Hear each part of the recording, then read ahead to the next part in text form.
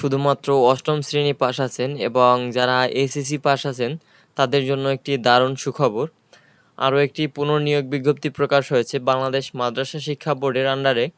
তো এইখানে যারা বেশিরভাগ পোস্টই হচ্ছে অষ্টম শ্রেণী পাস। সো আপনি যদি অষ্টম শ্রেণী পাস করে থাকেন অথবা জেএসসি পাস করে থাকেন যে কোনো বোর্ডের আন্ডারে, তো আপনি খুব সহজে এইখানে বিভিন্ন পদের জন্য আবেদন করতে পারবেন। তো মাদ্রাসা শিক্ষা বোর্ডের অধীনে এই আবেদনটি পুনর্নিয়োগ বিজ্ঞপ্তিটি প্রকাশ হয়েছে ৯ই আগস্ট ২০২৬।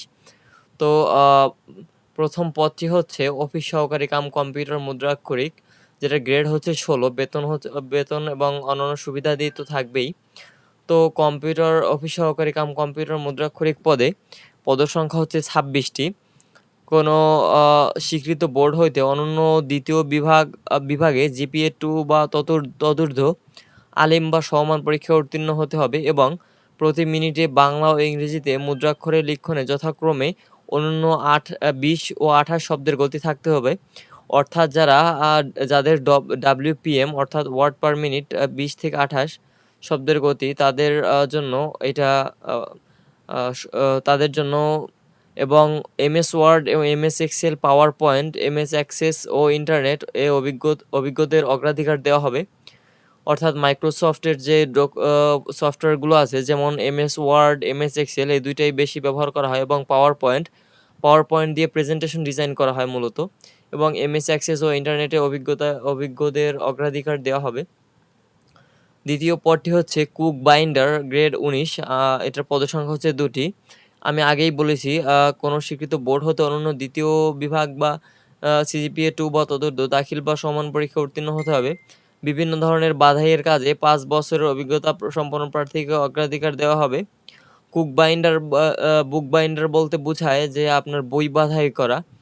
তো তারপর হচ্ছে বার্তাবাহক, যেটার গ্রেড হচ্ছে ১৯।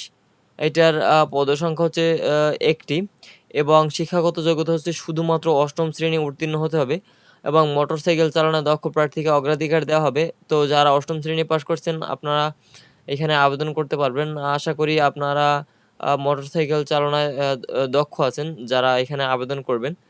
তো তারপর হচ্ছে অফিস সহায়ক, গ্রেড ২০, পদসংখ্যা হচ্ছে ১৭টি। এটাও আপনি অষ্টম শ্রেণী পাস হলেই আবেদন করতে পারবেন। অষ্টম শ্রেণী উত্তীর্ণ হতে হবে। তারপর হচ্ছে মালি, গ্রেড ২০, এটাও পদসংখ্যা ১টি এবং এটা হচ্ছে একই, অষ্টম শ্রেণী উত্তীর্ণ হতে হবে।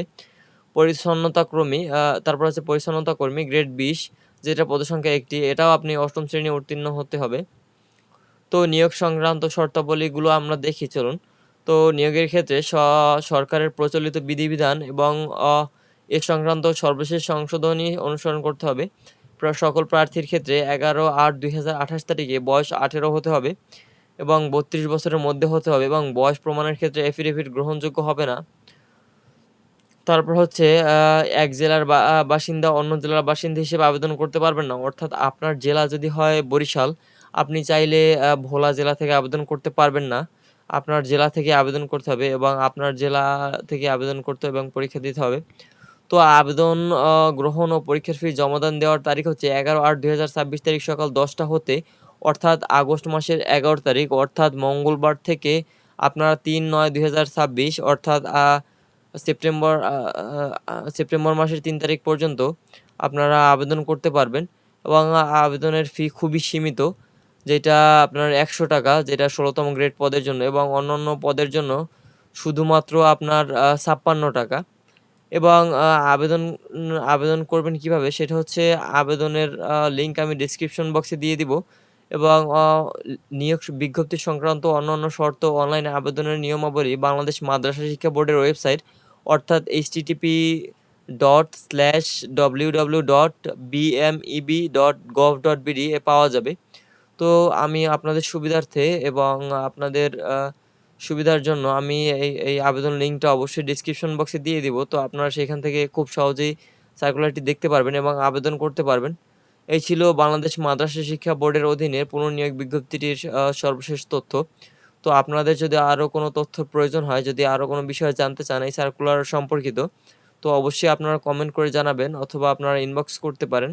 তো আমি যথাযথ সাহায্য করার চেষ্টা করব। তো যদি ভিডিওটি ভালো লাগে অবশ্যই আপনি আ আপনার বন্ধুদের যারা চাকরি প্রত্যাশী আছে তাদের মাঝে শেয়ার করতে পারেন।